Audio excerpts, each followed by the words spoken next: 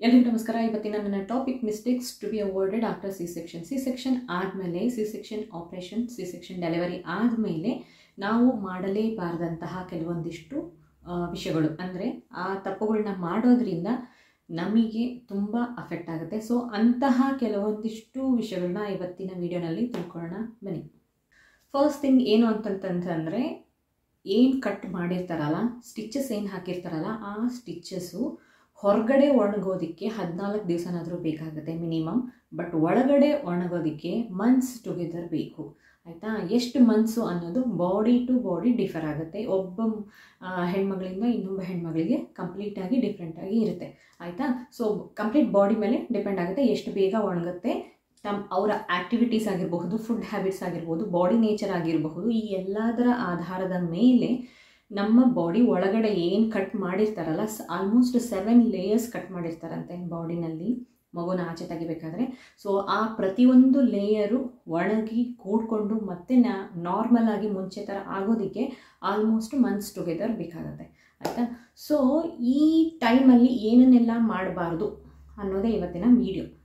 So first thing ಏನು ಗೊತ್ತಾ, mistake ಮಾಡೋದು ಯೂಶ್ವಲಾಗಿ ಏನಂತ ಹೇಳ್ತಾರೆ, ನೀರು ಕುಡಿಬಾರ್ದು. ತುಂಬ ನೀರು ಕುಡಿದ್ಬಿಟ್ರೆ ಮುಖ ಎಲ್ಲ ದಪ್ಪ ಆಗುತ್ತೆ, ಸ್ವೆಲ್ಲಿಂಗ್ ಬರುತ್ತೆ, ಬಾಡಿ ಸ್ವೆಲ್ಲಿಂಗ್ ಬರುತ್ತೆ ಅಂತ ಯೂಶ್ವಲಾಗಿ ಹೇಳ್ತಾರೆ. ಆದರೆ ಖಂಡಿತ ತಪ್ಪು. ನಮಗೆ ಎಷ್ಟು ಬೇಕು ಅಷ್ಟು ನೀರನ್ನು ಖಂಡಿತವಾಗ್ಲೂ ಕುಡಿಬೇಕು. ಕೆಲವೊಬ್ಬರಿಗೆ ಸಮ್ಮರಲ್ಲಿ ಡೆಲಿವರಿ ಆಗಿರುತ್ತೆ. ಆಯಿತಾ? ನಾರ್ತ್ ಕರ್ನಾಟಕದಲ್ಲಂತರೂ ಸಮ್ಮರಲ್ಲಿ ಟೆಂಪ್ರೇಚರ್ ಹೆಂಗಿರುತ್ತೆ ಅಂದರೆ ಹೇಳೋಕ್ಕಾಗಲ್ಲ, ಅಷ್ಟು ಟೆಂಪ್ರೇಚರು. ಅದ್ರ ಜೊತೆಗೆ ಬಿಸಿ ಬಿಸಿ ಊಟ, ಕಾಯಿಸ್ಕೊಳ್ಳೋದು, ಬಿಸಿನೀರು ಸ್ನಾನ ಎಲ್ಲ ಸೇರಿಕೊಂಡು ಫುಲ್ಲು ಬಾಡಿ ಒಂಥರ ಆಗ್ತಾ ಇರುತ್ತೆ. ನೀರು ಒಳಗಡೆ ಹೋಗ್ತಾ ಇಲ್ಲ ಅಂತಂದವಾಗ ಅದೂ ಕೂಡ ಕಷ್ಟ ಆಗುತ್ತೆ. ಎಲ್ಲ ರೀತಿಯಿಂದನೂ ಕಷ್ಟ ಆಗುತ್ತೆ. ಹಾಲು ಬರೋದಕ್ಕೂ ಕಷ್ಟ ಆಗುತ್ತೆ, ಕಾನ್ಸ್ಟಿಪೇಷನ್ ಕೂಡ ಆಗುತ್ತೆ. ಸೊ ಹಾಗಾಗಿ ನಿಮಗೆ ಬೇಕಾದಷ್ಟು ನೀರನ್ನು ಕುಡಿಲೇಬೇಕು. ಓಕೆ? ಅದ್ರ ಜೊತೆಗೆ ಇನ್ನೊಂದು ಏನು ಪಾಯಿಂಟು ಅಂತಂತಂದರೆ, ತಣ್ಣೀರನ್ನು ಕುಡಿಬೇಡಿ. ಓಕೆ? ಆಪ್ರೇಷನ್ ಆದಮೇಲೆ ಇಮಿಡಿಯೇಟ್ಲಿ ನೀವು ಲೂಪ್ ವಾರ್ಮ್ ನೀರನ್ನೇ ಕುಡಿಬೇಕು. ಅಂದರೆ ಬಿಸಿನೀರನ್ನೇ ಕುಡಿಬೇಕು, ಉಗುರು ಬೆಚ್ಚಗಿನ ನೀರನ್ನು ಕುಡಿಬೇಕು. ಅತಿ ಬಿಸಿಯಾಗಿರೋ ನೀರನ್ನು ಕುಡಿಯೋಕ್ಕಾಗಲ್ಲ. ಆಯಿತಾ? ಎಷ್ಟು ಅಂತ ಕುಡಿಯೋಕ್ಕಾಗುತ್ತೆ, ಕುಡಿದ್ಮೇಲೂ ಸಮಾಧಾನ ಆಗಲ್ಲ. ಓಕೆ? ನೀನು ಎಷ್ಟೇ ಬಿಸಿನೀರು ಕುಡಿದಿದ್ದೀವಿ ಅನ್ನೋ ಫೀಲಿಂಗ್ ಬರಲ್ಲ. ಸೊ ಉಗುರು ಬೆಚ್ಚಗಿರೋ ನೀರನ್ನ ಕುಡಿತಾ ಹೋಗಬೇಕು. Next belt ಕಟ್ಟಬಾರ್ದು. ಸೆಕ್ಷನ್ ಆಗಿದೆ, ಅಲ್ಲೆಲ್ಲ ಸ್ಟಿಚಸ್ ಇರುತ್ತೆ. ಸೊ ಬೆಲ್ಟ್ ಹಾಕೋಬಾರ್ದು, ಸ್ಯಾರಿ ಬ್ಯಾಂಡಿಂಗ್ ಕೂಡ ಮಾಡಬಾರ್ದು ಅಂತ ಹೇಳ್ತಾರೆ ಯೂಶಲಾಗಿ. ಬಟ್ ನಿಮ್ಮ ಬಾಡಿನ ಶೇಪಲ್ಲಿ ಇಟ್ಕೊಳ್ಳೋದಕ್ಕೆ ಸ್ಯಾರಿ ಬೈಂಡಿಂಗ್ ಆಗಲಿ ಅಥವಾ ಬೆಲ್ಟ್ ಬೈಂಡಿಂಗ್ ಆಗಲಿ ತುಂಬಾ ಇಂಪಾರ್ಟೆಂಟ್. ಓಕೆ? ಸೊ ಯಾವಾಗ ಸ್ಟಿಚಸ್ಸು ಮಾಯ್ತಾ ಇದೆ ಅನ್ನೋದು ಗೊತ್ತಾಗುತ್ತೆ, ಡಾಕ್ಟರ್ ಪರ್ಮಿಷನ್ ಒಂದ್ಸತಿ ತಗೊಂಡು ಓಕೆನಾ ಅಂತ ಕೇಳಿಬಿಟ್ಟು, ಅವ್ರದ್ದು ಸಜೆಷನ್ ಕೇಳಿಬಿಟ್ಟು ಆಮೇಲೆ ಇಮಿಡಿಯೇಟಾಗಿ ಬೈಂಡಿಂಗ್ ಸ್ಟಾರ್ಟ್ ಮಾಡಿ. ಸ್ಯಾರಿ ಬೈಂಡಿಂಗ್ ಆಗಿರಬಹುದು, ಬೆಲ್ಟ್ ಆದರೂ ಆಗಿರಬಹುದು. ಆಯಿತಾ? ಯಾವುದೇ ಕಾರಣಕ್ಕೂ ಬಿಡೋಕ್ಕೆ ಹೋಗಬೇಡಿ. ಅದು ನನಗೆ ನಮ್ಮಮ್ಮ ಹೇಳ್ತಾನೆ ಇದ್ದರು, ಸೀರೆ ಕಟ್ತೀನಿ ಬಾರೆ ಅಂಥೇಳಿ. ನಾನು ಹೊಟ್ಟೆ ಕಟ್ಟಿಸ್ಕೊಳ್ಳಿಲ್ಲ. ಆಯಿತಾ? ಸೊ ಹಾಗಾಗಿ ಆ ಮಮ್ಮಿ ಟಮ್ಮಿ ತುಂಬ ಜಾಸ್ತಿ ಇದೆ ನಂದು. ಆಯಿತಾ? ಸೊ ಅದು ಒರಿಜಿನಲ್ ಶೇಪಿಗೆ ಬರೋದಕ್ಕೆ ಯಾವುದ್ಯಾವುದೋ ಆಸನಗಳನ್ನ ನಾನು ಟ್ರೈ ಮಾಡ್ತಾಯಿದ್ದೀನಿ. ಬಟ್ ಮುಂಚೆ ಅಷ್ಟು ಒಳಗಡೆ ಹೋಗ್ತಾಯಿಲ್ಲ. ಫಸ್ಟ್ ಆಫ್ ಆಲ್ PCOD ಟಮ್ಮಿನೇ ಜಾಸ್ತಿ ಇತ್ತು. ಈಗ ಮಮ್ಮಿ ಟಮ್ಮಿನೂ ಸೇರಿಕೊಂಡು ಸ್ವಲ್ಪ ಜಾಸ್ತಿನೇ ಆಗಿದೆ, ಕಮ್ಮಿ ಅಂತೂ ಮಾಡೋಕ್ಕಾಗ್ತಾಯಿಲ್ಲ. ಸೊ ಆ ತಪ್ಪನ್ನು ಮಾಡೋಕ್ಕೆ ಹೋಗಬೇಡಿ. ಸ್ಯಾರಿ ಬೈಂಡಿಂಗ್ ಆದರೂ ಆಗಿರಬಹುದು, ಬೆಲ್ಟ್ ಬೈಂಡಿಂಗ್ ಆದ್ರೂ ಓಕೆ. ಸೊ ಪ್ರಾಪರ್ ಗೈಡೆನ್ಸ್ ತೊಗೊಂಡು ಹೇಗೆ ಕಟ್ಟಬೇಕು ಅನ್ನೋದನ್ನು ಕೇಳಿಕೊಂಡು, ಒಬ್ಬರು ಯಾರು ಕರೆಕ್ಟಾಗಿ ಮಾಡ್ತಾ ಇರ್ತಾರೆ ಅಂಥವ್ರ ಹತ್ರ ಕಲ್ತ್ಕೊಂಡು ಕಟ್ಕೊಳ್ಳೋದಕ್ಕೆ ಸ್ಟಾರ್ಟ್ ಮಾಡಿ. ಈಗಂತಕ್ಕೂ ಬೇರೆಯವರೇ ಕಟ್ಟಬೇಕು ಅನ್ನೋದಿಲ್ಲ. ಸೊ ಇನ್ನೊಬ್ಬರ ಮೇಲೆ ಡಿಪೆಂಡ್ ಆಗೋ ಅವಶ್ಯಕತೆಯೂ ಇಲ್ಲ. ಒಂದು ಸತಿ ನೀವು ನೋಡಿಕೊಂಡ್ರಿ ಅಂತಂದರೆ ನೀವೇ ಸ್ಯಾರಿ ಬೈಂಡಿಂಗ್ ಮಾಡ್ಕೋಬಹುದು. ಆಗ್ತಾ ಇಲ್ಲ ಅಂತಂತಂದರೆ ಡೈರೆಕ್ಟಾಗಿ ಬೆಲ್ಟ್ ತೊಗೊಂಬನ್ನಿ, ಹಾಕೊಳ್ಳಿ. ಓಕೆ? ಯಾವುದಾದ್ರೂ ಒಂದು. ಯಾಕೆ ಅಂತಂತಂದರೆ, ಏನದು ಹೊಟ್ಟೆನಲ್ಲಿ ಅಷ್ಟು ದೊಡ್ಡ ಜಾಗ ಏನಿರುತ್ತೆ ಅದು ಫುಲ್ ಒಂದೇ ಸತಿ ಖಾಲಿ ಆದ ತಕ್ಷಣ ಫುಲ್ ಖಾಲಿ ಒಂದು ಸಣ್ಣ ಡಬ್ಬಿನಲ್ಲಿ ಖಾಲಿ ಡಬ್ಬಿನಲ್ಲಿ ಏನೋ ಒಂದು ಹಾಕಿ ಅಲ್ಲಾಡಿಸ್ತಾ ಇರೋ ಥರ ಫೀಲಿಂಗ್ ಇರುತ್ತೆ. ಅಂದರೆ ಫುಲ್ ಖಾಲಿ ಎಂಟಿ ಸ್ಪೇಸ್ ಇರುತ್ತಲ್ಲ, ಅದನ್ನು ಬೈಂಡ್ ಮಾಡೋದು ತುಂಬ ಇಂಪಾರ್ಟೆಂಟ್. ಸಪ್ಲಿಮೆಂಟ್ಸ್ನ ತೊಗೊಳ್ದೇ ಇರೋದು, ಸ್ಟಾಪ್ ಮಾಡಿಬಿಡೋದು. ಡೆಲಿವರಿ ಆದ ತಕ್ಷಣ ಇನ್ನೇನು ಬೇಕಿಲ್ಲ ಅಲ್ವಾ, ಮಗು ಆಚೆ ಬಂದಾಯ್ತಲ್ವ, ಮತ್ತೇನಕ್ಕೆ ಬೇಕು ಅಂತ ಕ್ಯಾಲ್ಶಿಯಂ ಐರನ್ ಟ್ಯಾಬ್ಲೆಟ್ಸ್ ತೊಗೊಳ್ದೇ ಇರೋದು. ಆ್ಯಂಡ್ ಮಗುಗೂ ಕೂಡ ಇಮಿಡಿಯೇಟ್ಲಿ ಆಫ್ಟರ್ ಡೆಲಿವರಿ ಕೆಲವೊಂದಿಷ್ಟು ಮೆಡಿಸಿನ್ಸ್ನ ಹೇಳಿರ್ತಾರೆ, ಅವುಗಳನ್ನ ಕೊಡಲೇಬೇಕು ಮಗುಗೆ ಕೂಡ. ಸೊ ನಿಮಗೆ ಸಪ್ಲಿಮೆಂಟ್ಸು, ಮಗುಗೂ ಕೂಡ ಸಪ್ಲಿಮೆಂಟ್ಸ್ ಏನು ಹೇಳಿರ್ತಾರೆ ಅದನ್ನು ಕಂಟಿನ್ಯೂಯಸ್ ಆಗಿ ಅವರು ಎಷ್ಟು ದಿವಸದವರೆಗೂ ಹೇಳಿದ್ದಾರೆ ಡಾಕ್ಟರ್ಸು, ಅಷ್ಟು ದಿವಸದವರೆಗೂ ಮಗುಗೆ ನಿಮಗೆ ತೊಗೊಳ್ಳೋದು ತುಂಬ ಇಂಪಾರ್ಟೆಂಟ್.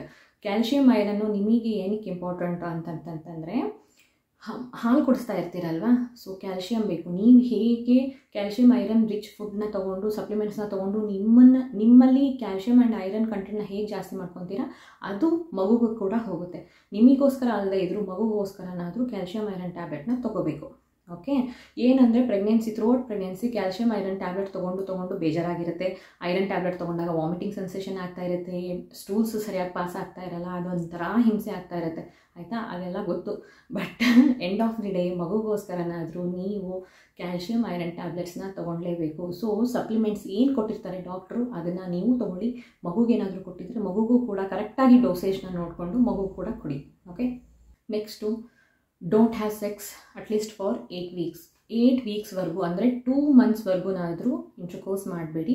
ಡಾಕ್ಟರ್ ಪರ್ಮಿಷನ್ ತೊಗೊಂಡು ಅವ್ರ ಹತ್ರ ಓಕೆ ಅಂತ ಅಂದಮೇಲೆ ಗೋ ಅಹೆಡ್ ಅಂತ ಹೇಳಿದಾದಮೇಲೆ ಯು ಬಿ ಟುಗೆದರ್. ಓಕೆ, ಅದಕ್ಕಿಂತ ಮುಂಚೆ ಇಟ್ಸ್ ನಾಟ್ ಸೇಫ್ ಅಂತ. ನೀವು ಇಮಿಡಿಯೇಟಾಗಿ ಕನ್ಸೀವ್ ಕೂಡ ಆಗಬಹುದು ಆ್ಯಂಡ್ ಸ್ಟಿಚಸ್ ಮೇಲೆ ಪ್ರೆಷರ್ ಕೂಡ ಬೀಳುತ್ತೆ ಆ್ಯಂಡ್ ಇದೆಲ್ಲ ಸೇರಿಕೊಂಡು ಏನು ಬೇಕಾದರೂ ಆಗ್ಬೋದು. ಸೊ ಹಾಗಾಗಿ it's better to avoid at least till 8 weeks. ನೀವು ಅದನ್ನು ಡಾಕ್ಟರ್ ಹತ್ರ ಮಾತಾಡ್ಕೊಳ್ಳಿ. Next take proper guidance for lactation. ಅಂದರೆ ಮಗುಗೆ ಹಾಲು ಕುಡಿಸೋದ್ರ ಬಗ್ಗೆ ನಿಮಗೆ ಏನೇನೆಲ್ಲ ಡೌಟ್ ಇದೆ ಎಲ್ಲನೂ ಡಾಕ್ಟರ್ ಹತ್ರ ಮಾತಾಡಿ ಸಾರ್ಟ್ ಔಟ್ ಮಾಡ್ಕೊಳ್ಳಿ. ಇನ್ನೊಂದು ಹೇಳ್ತೀನಿ, ಡೆಲಿವರಿ ಆದ ತಕ್ಷಣವೇ ಮಗುಗೆ ಸಾಕಾಗುವಷ್ಟು ಹಾಲು ಬರೋದಿಲ್ಲ ಎಲ್ಲರಿಗೂ. ಓಕೆ, ನಾನು ಎಲ್ಲರಿಗೂ ಅಂತ ಹೇಳ್ತಾ ಇಲ್ಲ, ಒಬ್ಬೊಬ್ಬರಿಗೆ ಬರಬಹುದು. ಇಮಿಡಿಯೇಟ್ಲಿ ಆಫ್ಟರ್ ಡೆಲಿವರಿ ಮಗುಗೆ ಹೊಟ್ಟೆ ತುಂಬುವಷ್ಟು ಹಾಲು ಬರಬಹುದು. But most of the cases ಅದನ್ನು ಸಿ ಸೆಕ್ಷನ್ ಆದಂಥವರಿಗೆ ಇಮಿಡಿಯೇಟ್ಲಿ ಆಫ್ಟರ್ ಡೆಲಿವರಿ ಮಗುಗೆ ಹೊಟ್ಟೆ ತುಂಬುವಷ್ಟು ಹಾಲು ಬರೋದಿಲ್ಲ. ಸೊ ಲ್ಯಾಕ್ಟೇಷನ್ ಬಗ್ಗೆ ಡಾಕ್ಟರ್ ಹತ್ರ ಮಾತಾಡಿ. ಪ್ಯಾನಿಕ್ ಆಗಬೇಡಿ, ಗಿಲ್ಟಿ ಇಟ್ಕೋಬೇಡಿ, ಅಯ್ಯೋ ಏನಪ್ಪ ಅಂತಂತೆಲ್ಲ ತಲೆ ಕೆಡಿಸ್ಕೊಳಕ್ಕೆ ಹೋಗಬೇಡಿ. ಓಕೆ, ಎಲ್ಲರಿಗೂ ಬರೋದಿಲ್ಲ, ಅದನ್ನು ತಲೆನಲ್ಲಿ ಇಟ್ಕೊಳ್ಳಿ. ನೆಕ್ಸ್ಟು ಫೀಡಿಂಗ್ ರಿಲೇಟೆಡ್ ಎವ್ರಿ 2 ಅವರ್ಸಿಗೆ ಒಂದ್ಸತಿ ಮಗುಗೆ ಫೀಡ್ ಮಾಡಬೇಕು ಅನ್ನೋದು ಯೂಶ್ವಲ್ ಆಗಿ ಹೇಳ್ತಾರೆ, ಆಯಿತಾ. ಬಟ್ ಮಗು ಮಲ್ಕೊಂಡಿತ್ತು, ಡೀಪ್ ಸ್ಲೀಪಲ್ಲಿತ್ತು ಅಂತಂತಂದರೆ ಆ ಮಗುನ ಎದ್ದೇಳಿಸಿ ಹಾಲು ಕುಡಿಸೋದಕ್ಕೆ ಟ್ರೈ ಮಾಡಬೇಡಿ ದಯವಿಟ್ಟು. ಓಕೆ, ಅಗೇನ್ ಇದನ್ನು ಮಾಡಿದ್ರೆ ನೀವು ತಪ್ಪು ಮಾಡ್ತಾ ಇದ್ದೀರಾ ಅಂತ. ಮಗುಗೆ ಹಸುವಾದರೆ ತಾನೇ ಎದ್ದೇಳುತ್ತೆ, ಅಳುತ್ತೆ, ಆವಾಗ ಕುಡಿಸಿ. ಏನು ಕ್ಲೂಸ್ ಕೊಡುತ್ತಲ್ಲ ಆ ಕ್ಲೂಸ್ನ ನೋಡಿಕೊಂಡು ಫೀಡ್ ಮಾಡಿ. ಫೋರ್ಸ್ಫುಲ್ಲಾಗಿ ಮಾಡೋದಕ್ಕೆ ಹೋಗಬೇಡಿ, ಆಯಿತಾ. ಪ್ಯಾನಿಕ್ ಆಗಬೇಡಿ, ಅಯ್ಯೋ 2 ತಾಸಿಗೆ ಒಂದ್ಸತಿ. ಏನು ಗೊತ್ತಾ, being a new mom it's not easy. ಅದನ್ನು first pregnancy not easy. PCOD ಇದ್ದು ಕಾಂಪ್ಲಿಕೇಶನ್ಸ್ ಎಲ್ಲ ಇದ್ದು ಕನ್ಸೀವ್ ಆಗಿ ಮಗುನ ಹೆತ್ತಿದ್ದೀರಾ ಅಂತಂತಂದರೆ ಇಟ್ಸ್ ನಾಟ್ ಈಸಿ, ಆಯಿತಾ. ಇದೆಲ್ಲ ನನಗೆ ಅರ್ಥ ಆಗುತ್ತೆ, ಯಾಕಂತಂದರೆ ತುಂಬ ಕಷ್ಟ. ಆ ಗಿಲ್ಟಿನೂ ಇರುತ್ತೆ. ಆಮೇಲೆ ಯಾಕೆ ಹೀಗೆ ನನಗೆ ಹಾಲು ಬರ್ತಾ ಇಲ್ಲ, ಮಗು ಹಾಲು ಕುಡಿತಾ ಇಲ್ಲ, ಇದೆಲ್ಲ ತುಂಬ ಟ್ರಾಮಾ ಕ್ರಿಯೇಟ್ ಮಾಡುತ್ತೆ ಆಫ್ಟರ್ ಡೆಲಿವರಿ. ಸೊ ದಯವಿಟ್ಟು ಡಾಕ್ಟರ್ ಹತ್ರ ಓಪನ್ ಆಗಿ ಮಾತಾಡಿ. ನಿಮಗೆ ಏನೇನೆಲ್ಲ ಡೌಟ್ ಇವೆ ಎಲ್ಲದನ್ನು ಕ್ಲಿಯರ್ ಮಾಡ್ಕೊಳ್ಳಿ. ಓಕೆ, 2 ಅವರ್ಸಿಗೆ ಒಂದ್ಸತಿ ಫೀಡ್ ಮಾಡಬೇಕು ಅಂದ ತಕ್ಷಣ ಮಲ್ಕೊಂಡಿರೋ ಮಗುನ ಎದ್ದೇಳಿಸಿ, ಡೀಪ್ ಸ್ಲೀಪಲ್ಲಿರೋ ಮಗುನ ಎದ್ದೇಳಿಸಿ, ಫೋರ್ಸ್ಫುಲ್ಲಾಗಿ ಎದ್ದೇಳಿಸಿ ಫೀಡ್ ಮಾಡೋಕ್ಕೆ ಹೋಗಬೇಡಿ. ಕುಡಿಯಲ್ಲ ಮಗು, ಆವಾಗ ಇನ್ನೊಂದು ಪ್ರಾಬ್ಲಮ್ ಆಗುತ್ತೆ, ಮಗು ಕುಡಿತಾ ಇಲ್ಲ ಅಂತ. ಓಕೆ, ಸೊ ಅದಕ್ಕೋಸ್ಕರ ಈ ಥರ ಏನಾದರೂ ಆಗ್ತಾ ಇದ್ದರೆ ಡಾಕ್ಟರ್ ಹತ್ರ ಹೋಗಿ ಮಾತಾಡಿ. ನೆಕ್ಸ್ಟು ಮೂಮೆಂಟ್ ಆಫ್ಟರ್ ಡೆಲಿವರಿ ಆದ ತಕ್ಷಣ ಈಗೇನು ಮುಂಚೆ ಥರ ಒಂದೊಂದು ವಾರದವರೆಗೂ ಸಿ ಸೆಕ್ಷನ್ ಆದಮೇಲೆ ಹೆಣ್ಮಕ್ಳನ್ನ ಹಾಸ್ಪಿಟ್ಲಲ್ಲಿ ಇಟ್ಕೊಳ್ಳಲ್ಲ. ಸೊ ಮ್ಯಾಕ್ಸಿಮಮ್ 3 ಡೇಸ್, ಅದಕ್ಕಿಂತ ಮ್ಯಾಕ್ಸಿಮಮ್ ಅಂದರೆ 5 ಡೇಸ್ ಅಷ್ಟೇ, ವಾಪಸ್ ಮನೆಗೆ ಕಳಿಸ್ಬಿಡ್ತಾರೆ. ಸೊ ಬೈ ದ್ಯಾಟ್ ಟೈಮ್ ನೀವು ನಿಮ್ಮ ಕೆಲಸ ಮಾಡ್ಕೊಳ್ಳುವಷ್ಟು ರಿಕವರ್ ಆಗಬೇಕು. ಸೊ ಏನು ಅಂತಂತಂದರೆ ಮೆಲ್ಲಗೆ ಎದ್ದು ಕೂತ್ಕೊಳ್ಳೋದು, ವಾಶ್ರೂಮಿಗೆ ಹೋಗೋದು, ಅಲ್ಲೇ ರೂಮಲ್ಲೇ ಒಂದು ಸ್ವಲ್ಪ ವಾಕ್ ಮಾಡೋದನ್ನು ಮಾಡಬೇಕು. ಆವಾಗ ಮಾತ್ರ ಯೂರಿನ್ ಬ್ಯಾಗ್ನ ರಿಮೂವ್ ಮಾಡ್ತಾರೆ. ಸೊ ಎಷ್ಟು ಬೇಗ ನೀವು ರಿಕವರ್ ಆಗ್ತಿದ್ದೀರಾ ಅನ್ನೋದನ್ನು ನೋಡಿಕೊಂಡು ನಿಮ್ಮನ್ನು ಮನೆಗೆ ಕೂಡ ಕಳಿಸ್ತಾರೆ, ಆಯಿತಾ. ಸೊ ಹಾಗಾಗಿ ಒಂದು ಸ್ವಲ್ಪ ಮೂಮೆಂಟ್ ಇರೋದು ತುಂಬ ಇಂಪಾರ್ಟೆಂಟ್. ವಾಶ್ರೂಮಿಗೆ ಹೋಗಬೇಕು ಅಂತಂದ್ರೂ ಏನಾದ್ರೂ ಸಿಸ್ಟರ್ಸ್ ಅಂತೂ ಇರ್ತಾರಲ್ಲ, ಅವ್ರದ್ದು ಹೆಲ್ಪ್ ತೊಗೊಂಡು ವಾಶ್ರೂಮಿಗೆ ಎದ್ದು ಹೋಗಿ ಬರೋ ಹಾಗೆ ಮಾಡ್ಕೊಳ್ಳಿ. ಸೊ ದ್ಯಾಟ್ ಆ ಮೂಮೆಂಟೇ ನಿಮಗೆ ಸ್ಪೀಡಾಗಿ ರಿಕವರಿ ಸ್ಪೀಡ್ ಆಗೋದಕ್ಕೆ ಹೆಲ್ಪ್ ಮಾಡುತ್ತೆ. After delivery, after C section bleeding ಆಗ್ತಾ ಇರುತ್ತೆ. ಸೊ ಬ್ಲೀಡಿಂಗ್ ಆಗ್ತಿದೆ ಅಂತ ಮೆನ್ಸ್ಟ್ರಲ್ ಕಪ್ಪು ಅಥವಾ ಟ್ಯಾಂಪಾನ್ಸ್ ಯೂಸ್ ಮಾಡಬೇಡಿ. ದಯವಿಟ್ಟು ಪ್ಯಾಡ್ಸ್ನೇ, ಡೆಲಿವರಿ ಪ್ಯಾಡ್ಸ್ ಅಂತಲೇ ಬರುತ್ತೆ, ಅಂತಹ ಪ್ಯಾಡ್ಸ್ನೇ ಯೂಸ್ ಮಾಡಿ. ಒಳಗಡೆ ಇನ್ಸರ್ಟ್ ಮಾಡ್ಕೊಳ್ಳೋ ಅಂಥ ಅದನ್ನು ಯಾವುದನ್ನು ಯೂಸ್ ಮಾಡಬೇಡಿ. ರಿಕವರಿ ಆಗಬೇಕು, ಬೇಗ ರಿಕವರಿ ಆಗಬೇಕು ಅಂತ ಬೇಗ ಮೂಮೆಂಟ್ ಸ್ಟಾರ್ಟ್ ಮಾಡಬೇಕು ಅಂತ ಹೇಳಿದ್ದಾರೆ ಅಂತಂತ ಹೇಳಿ ಇಮಿಡಿಯೇಟಾಗಿ ಟೂ ಸೂನ್ ಎಕ್ಸಸೈಸಸ್ ಎಲ್ಲ ಸ್ಟಾರ್ಟ್ ಮಾಡಬಾರ್ದು. 2 ಮಂತ್ಸ್ ಆದಮೇಲೆ ಗ್ರ್ಯಾಜುವಲ್ ಆಗಿ ಮಾರ್ನಿಂಗ್ 10 ಮಿನಿಟ್ಸು ಈವ್ನಿಂಗ್ 10 ಮಿನಿಟ್ಸ್ ಅಷ್ಟು ವಾಕ್ ಮಾಡಬೇಕು ಆಯಿತಾ. After that whenever you are comfortable, ನಿಮಗೆ ಯಾವಾಗ ಫೀಲ್ ಆಗೋದಕ್ಕೆ ಸ್ಟಾರ್ಟ್ ಆಗುತ್ತೆ, ಓಕೆ ನಾನು ಇವಾಗ ಮಾಡಬಹುದು ಅಂತ ನಿಮಗೆ ಯಾವಾಗ ಅನ್ಸೋಕ್ಕೆ ಸ್ಟಾರ್ಟ್ ಆಗುತ್ತೆ, ಆವಾಗ ಗ್ರ್ಯಾಜುವಲ್ ಆಗಿ ಒಂದೊಂದೇ ಎಕ್ಸಸೈಸಸ್ನ ಆ್ಯಡ್ ಮಾಡ್ಕೊಂಡು ಹೋಗಬೇಕು. ಯಾವುದೇ ಎಕ್ಸಸೈಸ್ನ ಪ್ರೊಲಾಂಗ್ ಮಾಡಿ ಮಾಡಬಾರ್ದು, ತುಂಬ ಹೆವಿ ಇರುವಂತಹ ಎಕ್ಸಸೈಸಸ್ನ ಕೂಡ ಮಾಡಬಾರ್ದು ಯಾವುದೇ ಕಾರಣಕ್ಕೂ. And all of a sudden ಇವತ್ತು ಓಕೆ ಇವತ್ತಿಂದ ನಾನು ಯೋಗ ಸ್ಟಾರ್ಟ್ ಮಾಡ್ತೀನಿ ಅಂತ ಅಂದ್ಕೊಂಡ್ಬಿಟ್ಟು ಒಂದೇ ಸತಿ ಸರ್ವಾಂಗಾಸನನೋ ಹಾಲಾಸನನೋ ಮಾಡಬೇಡಿ ಆಯಿತಾ. ಇದೆಲ್ಲನೂ ಹೋಗಿ ಸೀದಾ ನಿಮ್ಮ ಸ್ಟಿಚಸ್ ಮೇಲೆ ಅಬ್ಡೋಮೆನ್ ಮೇಲೆ ಪ್ರೆಷರ್ ಬೀಳುತ್ತೆ, again it creates problem. So ಹಾಗಾಗಿ ಗ್ರ್ಯಾಜುವಲ್ ಆಗಿ ಯೋಗ ಏನೇ ಎಕ್ಸಸೈಸ್ ಯಾವುದೇ ಟೈಪ್ ಆಫ್ ಎಕ್ಸಸೈಸ್ ನೀವು ಮಾಡ್ತೀನಿ ಅಂತಂತಂದ್ರೂ ಗ್ರ್ಯಾಜುವಲ್ ಆಗಿ ಒಂದೊಂದೇ ಸ್ಟಾರ್ಟ್ ಮಾಡ್ಕೊಳ್ಳಿ. ಇಮಿಡಿಯೇಟಾಗಿ ಒಂದೇ ಸತಿ ಆಲ್ ಆಫ್ ಅ ಸಡನ್ ಮಾಡಬೇಡಿ. ಡೆಲಿವರಿ ಆದಮೇಲೆ ಇಮಿಡಿಯೇಟಾಗಿ ನಿಮಗೆ ಯೂರಿನ್ ಪಾಸ್ ಮಾಡೋದಕ್ಕೆ ಅದಕ್ಕೆಲ್ಲ ಬ್ಯಾಗ್ ಹಾಕಿರ್ತಾರೆ. ಸೊ ರಿಕವರಿ ಆಗ್ತಾ ಇದ್ದೀರಾ ಅಂದ ತಕ್ಷಣ ಆ ಬ್ಯಾಗ್ನ ರಿಮೂವ್ ಮಾಡ್ತಾರೆ. ಆವಾಗ ವೆಜೈನಲ್ಲೂ ಪೇನ್ ಆಗ್ತಾ ಇರುತ್ತೆ, ಸ್ಟಿಚಸ್ ಕೂಡ ಪೇನ್ ಆಗ್ತಾ ಇರುತ್ತೆ. ಸೊ ಕಂಪ್ಲೀಟಾಗಿ ಎದ್ದು ಕೂತ್ಕೊಳ್ಳೋಕ್ಕೂ ಯಾರ್ದಾದ್ರೂ ಒಬ್ಬರು ಸಹಾಯ ಬೇಕೇ ಆಗಿರುತ್ತೆ. ಸೊ ಹಗಲೆಲ್ಲ ಬೇರೆಯವ್ರಿಗೆ ಕೇಳೋದಕ್ಕೆ ಆಗದೆ ನಿಮಗೆ ಸುಸು ಬಂದ್ರೂ ಟಾಯ್ಲೆಟ್ ಬಂದ್ರೂ ತಡ್ಕೊಂಡು ಇರೋಕ್ಕೆ ಹೋಗಬೇಡಿ, ಯಾವುದೇ ಮುಜುಗರ ಬೇಡ ಆಯಿತಾ. ಯಾರು ಇರ್ತಾರೆ ಅವ್ರ ಹೆಲ್ಪನ್ನು ಧಾರಾಳವಾಗಿ ತೊಗೊಂಡು ಸುಸು ಮಾಡೋದಕ್ಕೋ ಟಾಯ್ಲೆಟ್ ಮಾಡೋದಕ್ಕೋ ಹೋಗಿ ಬನ್ನಿ ಆಯಿತಾ. ಯಾಕೆಂದರೆ ನೀವು ಒಂದು ಸತಿ ಆ ಥರ ತಪ್ಪುಗಳನ್ನ ಮಾಡೋಕ್ಕೆ ಸ್ಟಾರ್ಟ್ ಮಾಡಿದ್ರೆ UTI ಕೂಡ ಆಗ್ಬೋದು. ಒನ್ಸ್ UTI ಆಯಿತು ಅಂತಂದರೆ ಅದರ ಟ್ರೀಟ್ಮೆಂಟು, ಅದಕ್ಕೇನಾದರೂ ಟ್ರೀಟ್ಮೆಂಟ್ ಸರಿ ಆಗಲಿಲ್ಲ ಅಂತಂದರೆ ಆ ಇನ್ಫೆಕ್ಷನ್ ಒಳಗಡೆ ಎಲ್ಲ ಸ್ಪ್ರೆಡ್ ಆಗುತ್ತೆ. ಸೊ ಇದೆಲ್ಲ ಚೈನ್ ಲಿಂಕ್ ಥರ. ಸೊ ಹಾಗಾಗಿ ಡೆಲಿವರಿ ಆದವಾಗ ಯಾರ ಜೊತೆ ಇರ್ತಾರೆ ಅವ್ರದ್ದು ಕಂಪ್ಲೀಟಾಗಿ ಯೂಸ್ ಮಾಡ್ಕೊಳ್ಳಿ. ಓಕೆ, 1 ಸತಿ ಆಗಿರುತ್ತೆ, ಇಲ್ಲ 2 ಸತಿ ಆಗಿರುತ್ತೆ, ನೀವು ಎಷ್ಟು ಸತಿ ಮಗು ಮಾಡ್ಕೊಂಡಿರ್ತೀರ 10 ಸತಿ ಆಗುತ್ತೆ ಆಬ್ವಿಯಸ್ಲಿ ಆಯಿತಾ. But every pregnancy is new. So ಹಾಗಾಗಿ ಯಾವುದನ್ನು ಮನಸ್ಸಲ್ಲಿ ಇಟ್ಕೊಳ್ಳೋದಕ್ಕೆ ಹೋಗಬೇಡಿ. ಆಫ್ಟರ್ ಡೆಲಿವರಿ ತುಂಬ ಬ್ಲಡ್ ಲಾಸ್ ಆಗಿರುತ್ತೆ, ಹಾಗಾಗಿ ಚಳಿ ಜಾಸ್ತಿ ಆಗುತ್ತೆ ಆಯಿತಾ, ಸಿಕ್ಕಾಪಟ್ಟೆ ಚಳಿ ಆಗುತ್ತೆ. ವಾರ್ಡಿಗೆ ಕರ್ಕೊಂಬಂದು ಮಲಗಿಸಿದ ಮೇಲೂ ಕೂಡ ತುಂಬ ಚಳಿ ಆಗುತ್ತೆ. ನೀವು ರಗ್ ಹೊಚ್ಕೊಂಡ್ರು ಏನು ಹೊಚ್ಕೊಂಡ್ರೂ ಕೂಡ ಚಳಿ ಆಗ್ತಾ ಇರುತ್ತೆ, ಅದು ಕಾಮನ್. ಆದರೆ ಸ್ವಲ್ಪ ದಿವಸ ಆದಮೇಲೂ ನಿಮಗೆ ಫೀವರಿಶ್ ಅನಿಸೋದು, ಪದೇ ಜ್ವರ ಬರೋದು, ಜಾಸ್ತಿ ಫೀವರ್ ಬರ್ತಾ ಇತ್ತು ಅಂತಂತಂದರೆ it's not a good sign. ಆ ಥರ ಹಗಲೆಲ್ಲ ಜ್ವರ ಏನಾದರೂ ಬರ್ತಾ ಇತ್ತು ಅಂತಂದರೆ ಅದು ಇನ್ಫೆಕ್ಷನ್ನಿಂದ ಕೂಡ ಆಗಿರಬಹುದು, ಎಲ್ಲೋ ಒಳಗಡೆಗೋ ಅಥವಾ ಸ್ಟಿಚಸ್ ಹತ್ರ ಆಗಿರೋ ಅಂತಹ ಇನ್ಫೆಕ್ಷನ್ನಿಂದ ಕೂಡ ಜ್ವರ ಬರ್ತಾ ಇರ್ಬೋದು. ಈ ಥರ ಇದ್ದವಾಗ ದಯವಿಟ್ಟು ಡಾಕ್ಟ್ರ್ ಹತ್ರ ಹೋಗಿ ಆಮೇಲೆ ಮೆಡಿಸಿನನ್ನು ತೊಗೊಳ್ಳಿ. ನೀವು ಯಾವುದೋ ಒಂದು ಮೆಡಿಸಿನ್ ಜ್ವರಕ್ಕೆ ಯಾವುದೋ ಒಂದು ಮೆಡಿಸಿನ್ ತೊಗೊಳ್ಳೋಣ ಅಂತ ತೊಗೊಳಕ್ಕೆ ಹೋಗಬೇಡಿ. ಫಸ್ಟ್ ಡಾಕ್ಟ್ರ್ ಹತ್ರ ಹೋಗಿ ಏನು ರೀಸನ್ನಿಗೆ ನಿಮಗೆ ಜ್ವರ ಬರ್ತಿದೆ ಅನ್ನೋದನ್ನು ಕನ್ಫರ್ಮ್ ಮಾಡಿಕೊಂಡು ಆಮೇಲೆ ಅಕಾರ್ಡಿಂಗ್ಲಿ ಡಾಕ್ಟರ್ ಮೆಡಿಸಿನ್ ಕೊಡ್ತಾರೆ. ಡಾಕ್ಟರ್ ಕೊಟ್ಟಿರೋ ಮೆಡಿಸಿನ್ನ ಮಾತ್ರ ತೊಗೋಬೇಕು, ಸ್ವಯಂ ಮದ್ದು ಮಾಡ್ಕೊಳಕ್ಕೆ ಹೋಗಬೇಡಿ. ಓಕೆ, ತುಂಬ ಭಾರನ ಎತ್ತಬಾರ್ದು. ಮಗು ಎಷ್ಟಿರುತ್ತೆ ವೇಟು ಅದಕ್ಕಿಂತ ಭಾರವಾದ, ಮಗುಕ್ಕಿಂತ ಹೆಚ್ಚಿಗೆ ಭಾರ ಇರುವಂತಹ ಯಾವುದೇ ಪದಾರ್ಥನ ನೀವು ಎತ್ತಬಾರದು. ಓಕೆ, ಸ್ಟಿಚಸ್ ಓಪನ್ ಆಗುವಂತಹ ಚಾನ್ಸಸ್ ಇರುತ್ತೆ. ದಯವಿಟ್ಟು ಇದನ್ನು ತಲೆನಲ್ಲಿ ಇಟ್ಕೊಳ್ಳಿ. ಓಕೆ, ಇದನ್ನು ಬಿಟ್ಟರೆ ನೆಕ್ಸ್ಟು ಸ್ಟೇರ್ಸು, ಹತ್ತಿ ಇಳಿಯೋದು, ತುಂಬ ಮೆಟ್ಲುಗಳನ್ನ ಹತ್ತಿ ಇಳಿಯೋದು ಮಾಡಬಾರ್ದು. ಯಾಕೆ ಮೆಟ್ಲೆಲ್ಲ ಹತ್ತಬಾರ್ದು ಅಂತಂತ ಕೇಳ್ಬೋದು. ನಾನೇನು ಇವಾಗ ನಾರ್ಮಲ್ ಆಗಿದ್ದೀನಲ್ಲ, ಪರವಾಗಿಲ್ಲ ಅಲ್ವಾ, ಹತ್ಬೋದಲ್ವಾ ಅಂತಂತ ಹೇಳಿ ಹಗಲೆಲ್ಲ ಹತ್ತು ಇಳಿಯೋದೆಲ್ಲ ಮಾಡಿದವಾಗ ಸ್ಟಿಚಸ್ ಮೇಲೆ ಪ್ರೆಷರ್ ಬಿತ್ತು ಅಂತಂತಂದರೆ ಆ ಟೈಮಲ್ಲಿ ನಿಮಗೇನು ಎಫೆಕ್ಟ್ ಆಗದೆ ಇದ್ದರೂ ಲೇಟರ್ ಇನ್ ಲೈಫ್ ಯಾವಾಗ ಗೊತ್ತಾ, ಈ ಕೆಲವೊಂದಿಷ್ಟು ಜನ ಹೇಳ್ತಿರ್ತಾರೆ ನೋಡಿ, ತುಂಬ ಚಳಿ ಇದ್ದವಾಗ ಇಲ್ಲೆಲ್ಲೋ ಕಟ್ ಮಾಡಿರೋ ಹತ್ರ ಎಲ್ಲ ನೋವು ಬರ್ತಾ ಇದೆ, ಚುಚ್ಚಿದಾಗ ಆಗ್ತಾ ಇದೆ, ಪೇನ್ ಆಗ್ತಾ ಇದೆ ಅಂತ ಹೇಳ್ತಾರಲ್ಲ, ಅದೆಲ್ಲ ಇದರಿಂದನೇ. ಓಕೆ, ಸೊ ಹಾಗಾಗಿ ಆದಷ್ಟು ಈ ಥರ ಸ್ಟಿಚಸ್ ಮೇಲೆ ಸ್ಟ್ರೆಸ್ ಕೊಡುವಂತಹ ಯಾವುದೇ ಕೆಲಸಗಳನ್ನ ಮಾಡೋಕ್ಕೆ ಹೋಗಬೇಡಿ. ಸ್ನಾನನ ಬಿಸಿ ನೀರಲ್ಲೇ ಸ್ನಾನ ಮಾಡಬೇಕು ಅನ್ನೋದು ಮ್ಯಾಂಡೇಟರಿ ಬಾಣಂತನದಲ್ಲಿ ಆಯಿತಾ, ಮಾಡಿ. ಆದರೆ ಸ್ಟಿಚಸ್ ಮೇಲೆ ಫುಲ್ಲು ಸೋಪ್ ಹಾಕಿ ಉಜ್ಜೋದು, ಬ್ರಷ್ ತೊಗೊಂಡು ಉಜ್ಜೋದು, ಈ ಥರ ಎಲ್ಲ ಮಾಡಬಾರ್ದು. ಆ್ಯಂಡ್ ಸೋಪ್ ಹಚ್ಕೊಂಡ್ರೂ ತುಂಬ ಮೆಲ್ಲಗೆ ಆ್ಯಂಡ್ ಕ್ಲೀನಾಗಿ ವಾಶ್ ಮಾಡ್ಕೋಬೇಕು. ಅದಾದಮೇಲೆ ನೀಟಾಗಿ ಬಟ್ಟೆಯಿಂದ ಸಾಫ್ಟ್ ಆಗಿರೋ ಟವಲಿಂದ ಚೆನ್ನಾಗಿ ಒರೆಸ್ಬೇಕು ಆಯಿತಾ. ಡ್ರೈ ಆಗಬೇಕು, ಕಂಪ್ಲೀಟ್ ಪೋರ್ಷನ್ ಡ್ರೈ ಆಗಬೇಕು. ಹಸಿ ಇದ್ದವಾಗಲೇ ಹಾಗೆ ಬಟ್ಟೆ ಹಾಕ್ಕೊಂಡೆಲ್ಲ ಬರೋಕ್ಕೆ ಹೋಗಬೇಡಿ. ಓಕೆ, ಇದು ತುಂಬ ಇಂಪಾರ್ಟೆಂಟ್.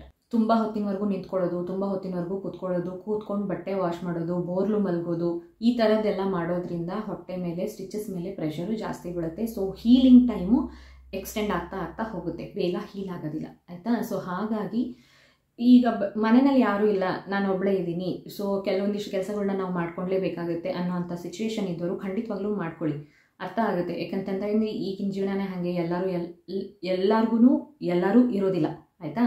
ಸೊ ಒಬ್ಬೊಬ್ಬರೇ ಇದ್ದವ್ರಿಗೆ ಕೆಲಸ ಮಾಡ್ಕೊಳ್ಳಿ, ಬಟ್ ಹೇಗೆ ಕೆಲಸ ಮಾಡ್ಕೋಬೇಕು ಅಂತಂತಂದರೆ ಅನ್ಅವಾಯ್ಡೇಬಲ್ ಕೆಲಸಗಳು ಏನಿರುತ್ತೆ ಅಂಥದನ್ನು ಮಾತ್ರ ಮಾಡ್ಕೊಳ್ಳಿ, ಆಯಿತಾ. ಯಾವುದು ತುಂಬ ಇಂಪಾರ್ಟೆಂಟ್ ಇರುತ್ತೆ ಅಂಥ ಕೆಲಸಗಳನ್ನ ಮಾತ್ರ ಮಾಡ್ಕೊಳ್ಳಿ. ಕೂತ್ಕೊಳ್ಳೋದು ನಿಂತ್ಕೊಳ್ಳೋ ಪಾಸ್ಚರ್ಸ್ನ ಚೇಂಜ್ ಮಾಡ್ಕೊಳ್ಳಿ, ಓಕೆ.